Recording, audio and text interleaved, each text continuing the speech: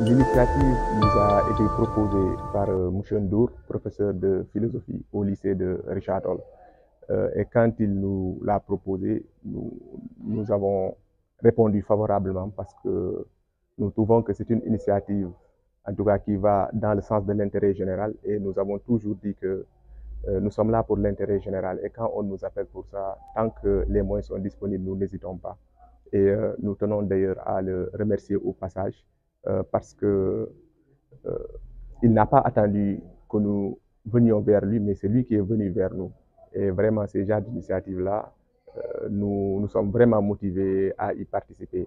Bon, l'objectif visé, c'est de doter les élèves du lycée de Richard Toll de matériel pédagogique, écrit d'ailleurs par des auteurs sénégalais comme eux, donc qui va plus leur parler que des ouvrages écrits par d'autres auteurs.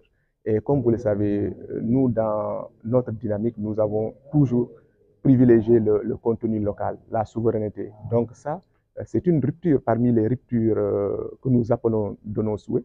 Et c'est pour cela que nous sommes heureux quand même de voir qu'il y a des Sénégalais qui produisent des ouvrages. Et nous, naturellement, notre devoir, c'est de les encourager vers ça. Le souverainisme culturel doit commencer par consommer local et culturellement. Nous avons des productions de grands maîtres en philosophie. Et cet ouvrage, Texte et cours pour apprendre la philosophie, en est un exemple et une illustration.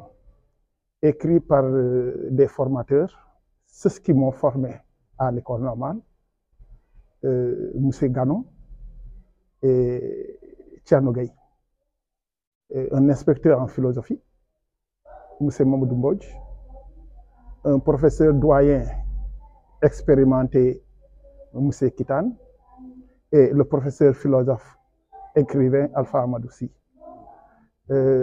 Montrer que la pensée elle est universelle, la raison elle est universelle.